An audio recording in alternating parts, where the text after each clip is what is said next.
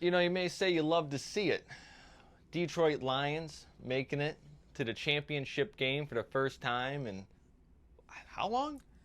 Since 1991, I believe. It's a Last they won a crazy game. stat. The first Congratulations, time they've Lions. hosted multiple playoff games since '91, I believe, as well. You love to see it. You know what? Absolutely. Talk about a pride. Now, unfortunately, there's some tough love on this one Yeah, too. there is some I tough think in you're mine picking here. up what I'm throwing down. Jordan Love, boy, what a season you had. You made Aaron Absolutely. Rodgers in his first season as starter for the Green Bay Packers kind of look a little more mediocre.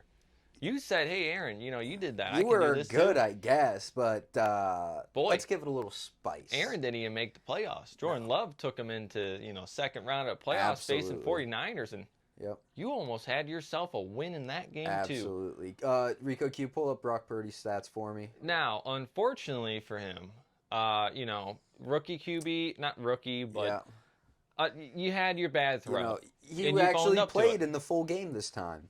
You own it. Well, I'm talking Love here. Mm, Love had that throw over the middle, and he admitted at the post game. yeah, You just can't make those mistakes. But you played a game, man. heck of a game. I know you had the Heck two of a picks, game. but congratulations. You proved that the Green Bay Packers may be the best team in the league To at develop a QB. developing QBs. It's actually kind of crazy. How you managed to go from Brett Favre to Aaron Rodgers to Jordan Love, every Browns fans in existence hates you guys for it. Absolutely. We would have loved you slightly more if you beat the 49ers because let's be honest, it's a team that we see every year. Yeah, It's nice to see a we're going to different see team. them. They're going to be losing a lot of talent to the offseason, unfortunately. But it's still the Niners. They're still going to be Yeah, it's still the explosive all Niners. over the They'll place. pull a trade mid-season that they get another star for half a season to make that run to try to do it.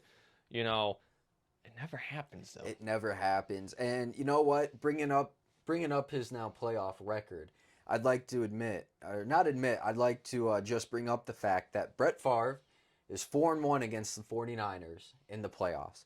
Aaron Rodgers, 0-4. Yeah. Right now, Jordan Love is 0-1. Do we think that maybe he's going to go the Aaron Rodgers route or that he's going to go the Brett Favre route? So what you're saying is Green Bay, as long as they don't face the 49ers ever, are good to go? They're good to go, or you know what, depending on the QB, they're making it. Yeah. I mean, it's crazy to me that you guys were able to do this with the youngest team in football. The youngest team is absolutely mind-blowing, too. It's crazy. Because you guys do not play like a young team, and I think we're all forgetting how sneaky good that Green Bay defense is. It really is. It came alive at the end of the season, is. and Can it you pull up carried those you. Brock Purdy stats for me? Now, as the 49ers go, Brock Purdy, to me, looked My bad. little more pedestrian Yeah, than so some may say. he did get 252 yards passing, but honestly, watching that game, it really made it clear that everyone's right and that Brock really is a game manager. He's not going to go out there and do something special. He's not But going he to be the didn't have reason. Debo. Oh, he didn't have Debo. He didn't have He just Debo, had that's Brandon why. Ayuki and the defense But and George Debo Kittle was and gone. Christian McCaffrey. You know what? You're right. What if your Never quarterback mind. didn't have Debo or their number one wide receiver? Oh man, just like Josh Allen. What would happen? Your QB wouldn't do good yeah. either, even though you have every single player in the existence of an offense that could be on any team as a number one. Absolutely. But, he had a 59% completion percentage. Those 252 yards, they're great on paper, but it is very clear to see that it's who his surrounding cast is Well, without that McCaffrey, gives him those yards because Kittle had some breakaways. Ayuki was absolutely fantastic. I saw Ayuki is one of the top receivers in yards and I don't think touchdowns, maybe. Well, Christian But McCaffrey he steals all has- the touchdowns. Absolutely. But he has a little more or like 3/4 the amount of receptions that every other top wide receiver has. And they averaged it out. If he were to get the same amount of receptions and targets that any other average wide receiver one does in the NFL, and he averaged the same amount of catches as them, he would have had a 2,000-yard season this year. Ayuk is a great player. He is a great player, and you know what? No matter how good it was, it really was the supporting cast. Brock Purdy is a good QB. We're not But arguing that. But if you put Brock Purdy in the Carolina Panthers and Bryce Young on the San Francisco 49ers, It'd be Bryce Young would have MVP chance every single week, and Brock Purdy would just would look be like with the Carolina Panthers in the exact same boat they are this year. Yeah, Probably even a bit worse. Brock Purdy's good. Don't get me wrong, but to me, the system fits him so well that It that's really why he's does. the way he is. They've done this with other QBs. Yep. Do we have to mention their names? Not really, but they go to other teams. Jimmy Garoppolo, and he played pretty good in San Fran, Yep. but didn't play pretty well And anywhere you know what? else. I'm gonna compare San Francisco's win with Brock Purdy to Jared Goff's stats right here. Brock Purdy threw for 252 yards. Jared Goff threw for 287. Brock Purdy threw for, what was it? No touchdown. One touchdown. He did have the game-leading drive for the touchdown, Yep, so he did do that. He did do that, but Jared Goff has 2. Now, the reason I'm bringing this up at all is the fact that everyone's calling Jared Goff a game manager. He's not the difference, but I mean, a 69.8% completion. He went 30 for 43. I'm pretty sure Brock Purdy went like 19 for something. I think it was 19 for 28. He went, 23 for 39. He's just, the two are completely different. Brock Purdy truly is a game manager with a great team around him. The Lions have a great team around Jared Goff, but Jared Goff is a QB that makes a difference in the game.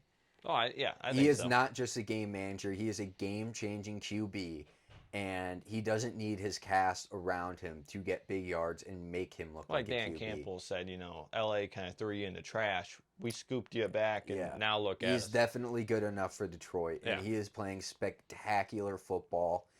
And I don't think that on any given day, if you were to say, hey, would you rather have Jared Goff or Brock Purdy starting on your football team? As a Browns fan, I think you go Jared Goff. As a Commanders fan, you go Jared Goff. As any other team in the league, you would go with Jared Goff. And Jared Goff absolutely had himself a day. Really through the entire playoffs, 22 for 27 against the Rams, against his old team for 277 yards. Right now he has 3 touchdowns, 0 interceptions this whole entire playoff series. I mean, the guy is absolutely lighting it up, almost at 600 yards passing. Yeah. He is doing crazy well right now. The next week's going to be the deciding factor in that because they face off against each other. And they do face off against each other, so we're going to see who can really make the difference. But let's talk about this Lions game for a little bit.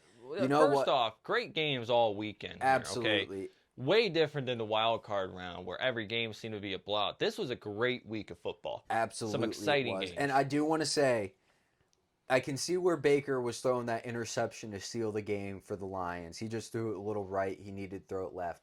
The first interception was not his fault. That bounced out of Mike Evans' hands. Yep. He completely Mike Evans should have caught that ball. Baker Mayfield should be 3 for 1 right now in this game. It'd be crazy stats if he did. 349 yards. He would have been 3 for 1, 94.5 rating. Those are crazy numbers for a man who was written off. Baker Mayfield, I hate that he's gone. I love that he's doing so well, but I hate the fact it's for another team. But he is a very competent QB, and I think he found a true home in Tampa. No, Tampa's a great place. I don't think he can go anywhere else in the league. They'll be signing him back. In a heartbeat. If they don't sign him back, it's either the Commanders or the Las Vegas. Baker showed that he is a QB that can play in this league. Throughout this entire postseason, everyone talked about, oh, Baker can't do it, Baker can't do it. He did it. Absolutely. He took a team that wasn't even supposed to be good to the playoffs and just absolutely threw his heart out. Second round of the playoffs, not even a first round out. No, I mean, he proved to everyone, hey, I can do this. This is what I'm meant to do, and I'm going to do it. He had a crazy throw to the sidelines that only an elite QB can make, and I did say elite because I think it was to Otten. I think it was just absolutely perfect ball placement. It was truly amazing. I love seeing Baker do this. This game really showed, what Tampa Bay can do with Baker at the helm. And Detroit is showing, hey, this is what you can do when you got grit. Yeah, when you got grit, when you got a healthy team that wants to win. Absolutely. There's no other team in the league that wants to win more than Detroit Lions. No, and there's no other team in the league that everyone else in the world is rooting for besides the Detroit We all Lions. want Lions to make this the run. We want the Pride to go all the way and get their first ever ring. Let's see it. Let's see it. Jared Goff lost his opportunity on the Rams. Has it on the Lions, and you know what? We hope he succeeds. I really do. I want to see the Lions just absolutely go through San Fran and say, hey, you know what? You got that team.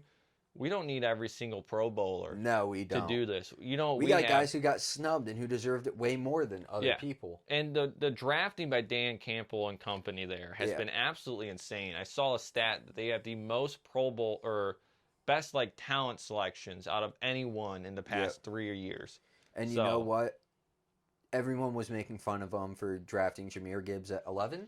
12. 12? At 12, everyone thought it was horrible. Everyone thought Jahmyr Gibbs was like a second or third round at best. And you know what? The video of them celebrating after drafting him, I've said this again and again. Jahmyr Gibbs was a fantastic pickup. Everyone else is beating themselves in the ass for not going with it. He has been a heck of a ball player in the playoffs, let alone the regular season. Jahmyr in the Gibbs playoffs, he's going crazy. 74 rush yards, 8.2 yards per gain, 1 touchdown. Absolutely electric for Jahmyr Gibbs. I mean, he's averaging 2 touchdowns per game, or 1 touchdown a game so far.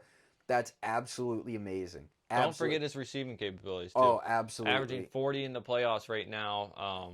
4 receptions, 4 targets per game. Yeah, so he's a two-way player that you want on your team. You know, they brought in David Montgomery and said, we know David Montgomery is not going to be here forever. We need a guy behind him. Jahmyr Gibbs, you create a 1-2 punch back there. What a hammer and nail combination where you're just going crazy.